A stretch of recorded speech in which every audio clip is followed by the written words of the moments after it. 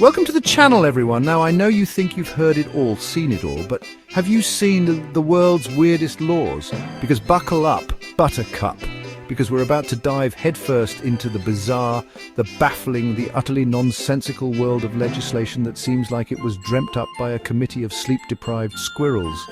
From chewing gum bans that would make your dentist weep to dress codes that would make a Puritan blush, these laws are so strange, so specific, and frankly so stupid that you'll be left wondering if someone slipped something into the global water supply. And honestly, at this point, who could blame you? First up, let's talk about everyone's favorite sticky situation, chewing gum. Because in some countries, chewing gum isn't just frowned upon, it's a criminal offense. That's right, folks, you could get a hefty fine or even jail time for popping a piece of juicy fruit. It's like living in a dystopian novel where Big Mint controls everything.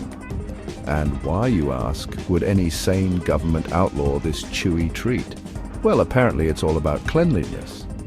You see, some countries are so concerned about gum ending up on sidewalks, under tables, and stuck to the underside of public benches that they've decided to ban the stuff altogether. So the next time you slap on a fresh piece of gum, take a moment to appreciate the fact that you live in a free country.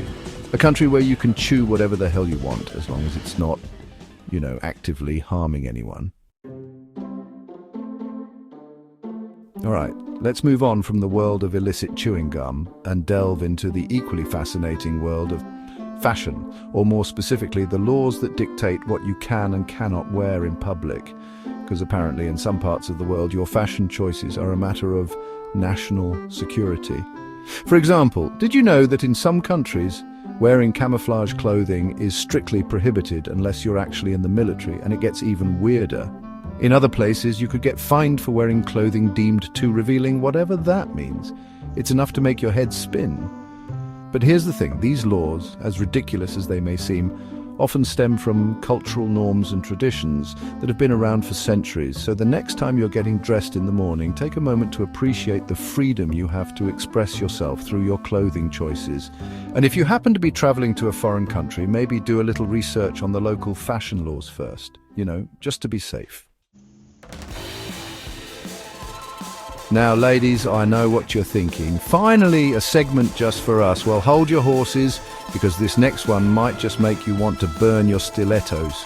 That's right, we're talking about laws that ban high heels. Yes, you heard me correctly.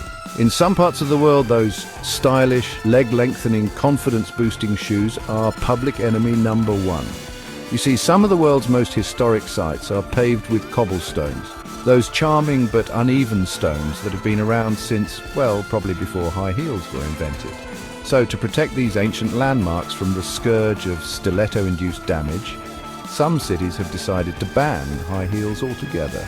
That's right, ladies, if you want to visit the Colosseum or stroll through the streets of Old Town Prague, you better pack your flats. For Chapter 4, baby names, government approved. Congratulations, you're having a baby. You've picked out the perfect crib, the cutest little onesies, and you've narrowed down the name to your top 2 favourites. But wait! Before you start engraving that name on all the baby shower gifts, you might want to check with the government first. Because in some countries, the government has the power to reject baby names they deem inappropriate, offensive, or just plain weird. Yes, you heard that right. Forget about choosing a name that reflects your family history, cultural heritage, or love of obscure Shakespearean characters. You better make sure that name has the official stamp of approval from the Ministry of Baby Names. It's like they're saying, we don't trust you to make responsible decisions about your own offspring, so we're going to step in and do it for you. It's a bureaucratic nightmare that would make Kafka proud. Chapter 5. The nighttime flush, a forbidden act. All right, folks, it's time to talk about something we all do, something so natural, so essential, so utterly human, that it seems impossible to regulate. And yet, here we are about to discuss laws that govern flushing the toilet. Yes, you heard me correctly. In some parts of the world, the seemingly innocuous act of flushing your toilet after a certain hour is strictly prohibited.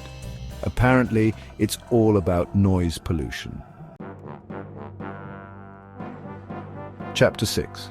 Love on the platform. A no-go zone. Train stations, bustling hubs of transportation, teeming with travellers from all walks of life, each with their own story to tell. It's a place of hellos and goodbyes, of reunions and departures, a place where emotions run high and passionate embraces are strictly forbidden. That's right, folks. In some countries, the powers that be have decided that train stations are no place for public displays of affection. And I'm not just talking about full-on make-out sessions here. Even a quick peck on the cheek could land you in hot water with the PDA police. Apparently, it all comes down to, wait for it, preventing delays. Yes, you heard me correctly. Okay, folks, buckle up, because this next one is a real doozy. We're about to delve into the world of reincarnation, but not the peaceful, karmic kind you might be picturing. No, this is reincarnation with a bureaucratic twist. Because in one particular country, you can't just go around being reborn willy-nilly. You need permission. That's right, government-sanctioned reincarnation. Apparently, in this corner of the world, the cycle of life, death, and rebirth is just a little too chaotic for the powers that be to handle. So they've decided to take matters into their own, well, not exactly living hands, because, you know, they're the government. All right, folks, let's talk about death. Not the fun metaphorical kind, like death by chocolate or dying of laughter. No, I'm talking about the real deal, the big sleep, the one appointment none of us can get out of. And as if dying wasn't inconvenient enough, in some parts of the world you can't even do it in peace without breaking the law. That's right, folks. In certain places it is expressly forbidden to die in specific locations, and we're not just talking about like your neighbour's prize-winning rose garden. We're talking about government buildings, historical landmarks, and in one particularly bizarre case, the entire Houses of Parliament. Okay, picture this. You've travelled halfway across the world, you've finally made it to that ancient temple you've always dreamed of visiting, and standing before you in all its serene glory is a giant statue of Buddha.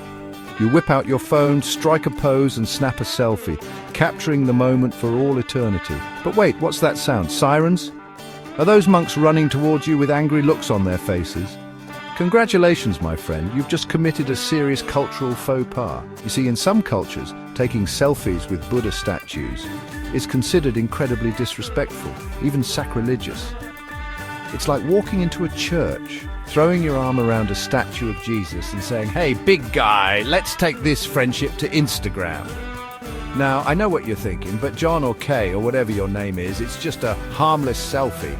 What's the big deal? And to that I say it's all about context. And finally, we come full circle back to where it all began, chewing gum. But this time we're not just talking about any old gum ban. No, we're talking about the granddaddy of them all, the Mount Everest of anti-chewing gum legislation, the one and only Singapore. That's right, folks. In the tiny island nation of Singapore, chewing gum is not just frowned upon, it's practically public enemy number one. And before you ask, no, it's not because they're worried about people choking on it. It's all about cleanliness, my friends. Cleanliness and control. You see, Singapore is famously spotless.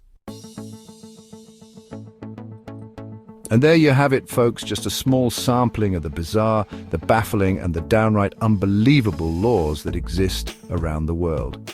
From chewing gum bans to reincarnation permits, we've covered it all, and yet I can't help but feel like we've barely scratched the surface of this legislative lunacy. So, the next time you're feeling smug about living in a relatively free and just society, just remember, somewhere out there, someone is getting fined for chewing gum, wearing the wrong colour shirt, or, God forbid, flushing the toilet after 10 p.m. Thanks for watching, everyone. If you enjoyed this deep dive into the absurd world of bizarre laws, don't forget to like, subscribe, and hit that notification bell so you don't miss out on our next legal adventure, and be sure to let us know in the comments which law you found the strangest. Until next time, stay curious, stay informed, and whatever you do, don't chew gum in Singapore.